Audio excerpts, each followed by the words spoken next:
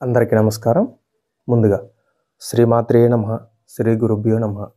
గంగాధర్ వాస్తు జ్యోతిషాలయం YouTube ఛానల్కి స్వాగతం అండి. మనం ఈరోజు వాస్తులు చర్చించుకోబోయే టాపిక్ ఏంటంటే ద్వారవేద ఫలితాలు. అంటే ద్వారవేద ఫలితాలు అంటే మన గృహానికి ద్వారం పెట్టుకుంటాం కదా, సింహద్వారం. ఆ ద్వారానికి ఎదురుగా అంటే ఆ ద్వారంలో వృక్షాలు కానీ, చెట్లు కానీ, వేరే ఇంటి కోణాలు కానీ, నూతులు కానీ, గోతులు కానీ ఇట్లాంటివి ఉండకూడదన్నమాట. ఉంటే దానివల్ల ద్వారవేద దోషం అనేది మనకి తగులుతుంది. అయితే ఇప్పుడు ఏ ఏ దోషాలు అంటే ఎట్లాంటి ఫలితాన్ని ఇస్తాయో చూద్దాం.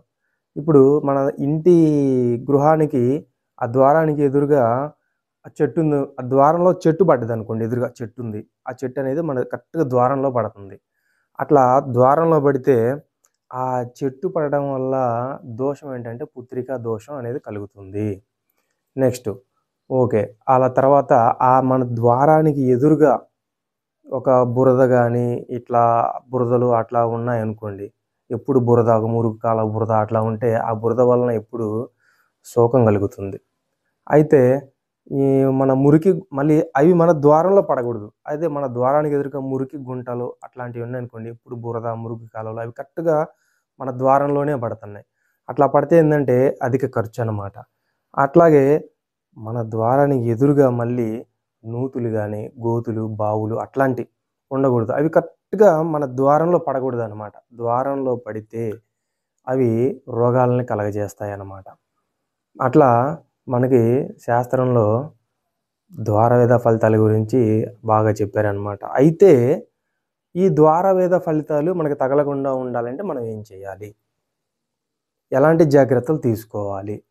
ఎలాంటి జాగ్రత్తలు తీసుకోవాలి అంటే, ఇప్పుడు మన సింహద్వారం ఉంది గదా!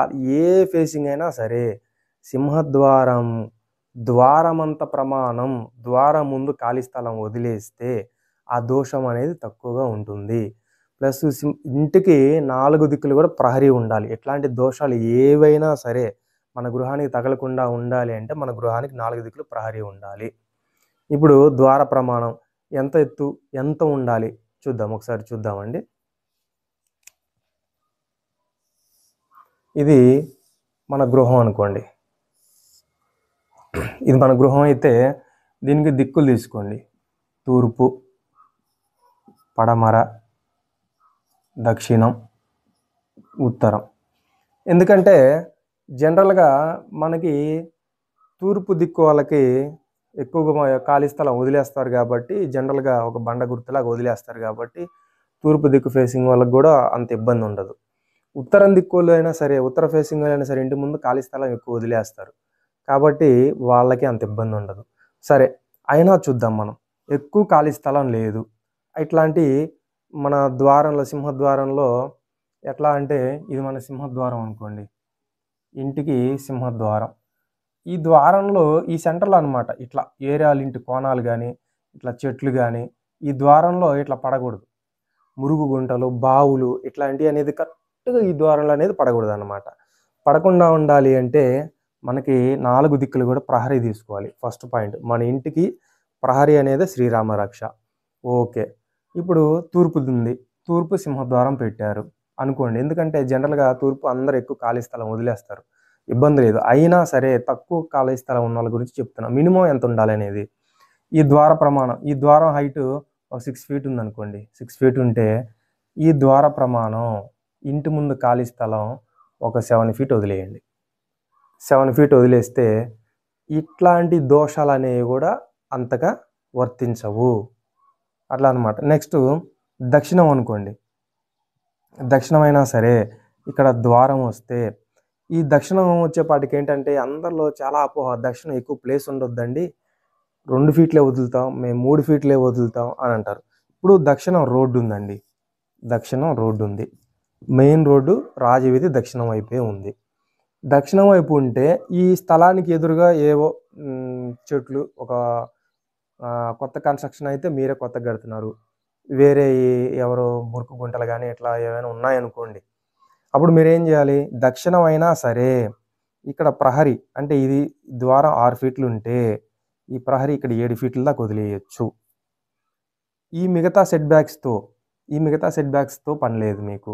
ఇది ఎక్కువ వదిలేయొచ్చు. ఎందుకంటే ఇంటి ముందు స్థలం ఏ సింహద్వారం అయినా సరే, ఇప్పుడు తూర్పు అంటే తూర్పు ఎక్కువ వదిలేస్తారు, ఇబ్బంది లేదు. ఉత్తర సింహద్వారం అంటే ఉత్తర సింహద్వారం ఎక్కువ వదిలేస్తారు, ఇబ్బంది లేదు. దక్షిణానికి వచ్చేపాటికి ఎక్కువ స్థలం వదలరండి. అయినా కానీ దక్షిణం వైపు వదిలేయచ్చు. దక్షిణం వైపు ఇట్లా 7 అడుగులు వదిలేయచ్చు అనమాట. ఇట్లా ప్రహరీ దక్షిణం వైపు కొంచెం ఎక్కువ ప్లేస్ అయినా వదలవచ్చు, ఇబ్బంది లేదు. మీకు ఇంకా అపోహ ఉందనుకోండి, అమ్మో దక్షిణం ఇటు అంత తక్కువ ఉండి ఇటు దక్షిణం ఎక్కువ వదిలేస్తే ఏంటో అని ఫీలింగ్ ఉందనుకోండి, 7 అడుగులు వదిలేశారు, ఇటు 8 అడుగులు వదిలేయండి. మీకు స్థలం ఉంటే ఇబ్బంది ఉండదు. అట్లాగే నెక్స్ట్ పశ్చిమం వైపు కూడా సింహద్వారం ఇక్కడ పెట్టుకుంటే, సింహద్వారం అంటే ఎగ్జాంపుల్గా రఫ్గా చెప్తున్నా సింహద్వారం ఇక్కడ అని. ఇప్పుడు ఇది ఒక 6 ఫీట్ ఉందనుకోండి హైటు. ఇప్పుడు ఇటే రోడ్డు అనుకోండి, మీకు రోడ్డు ఇక్కడ మీ ద్వారానికి ఎదురుగా ఏవైనా గుంతలు, ఇప్పుడు మన ద్వారవేద దోషాలు ఇప్పుడు చెప్పుకునే వృక్షాలు కానీ వేరే వాళ్ళ ఇంటి కోణాలు కానీ ద్వారంలో పడతంటేనే ఇప్పుడు ఈ ద్వారం హైట్ ఒక 6 ఫీట్ ఉంది. ఈ గోడ నుంచి ఈ ప్రహరీ గోడ వరకు దీన్ని ఒక 7 ఫీట్ దాకా వదిలేయచ్చు. ఇక్కడ కూడా చాలామందికి చాలా రకాల డౌట్స్ ఉంటాయి. ఎందుకంటే పశ్చిమ వైపు ఎక్కువ స్థలం వదిలేస్తే తూర్పు వైపు తక్కువ స్థలం ఉంటే ఎలాగండి అని చెప్పేసి జనరల్గా రకరకాల డౌట్లు వచ్చేస్తాయి. కాబట్టి సరే, ఇక్కడ 7 అడుగులు వదిలేశారు. 7 అడుగులు వదిలేసినప్పుడు పశ్చిమ ఫేసింగ్ అయితే పశ్చిమ రోడ్డు ఉన్నప్పుడు ఇది ఇట్లాంటి దోషాలు తగలకుండా ఉండాలంటే సింహద్వార ప్రమాణం ఇక్కడ వదిలేస్తున్నాం కదా. వదిలేసినప్పుడు మీకు ఇంకా స్థలం పెద్ద స్థలం అనుకోండి, ఓకే పెద్ద స్థలం ఇబ్బంది లేదు, ఎట్లాంటి గిలి మాకు లేదు అనుకుంటే ఇటు కూడా సేమ్ అంతా ఒక 8 లేకపోతే 9 వదిలేయండి. అసలు ఏ ఇబ్బంది ఉండదు కదా.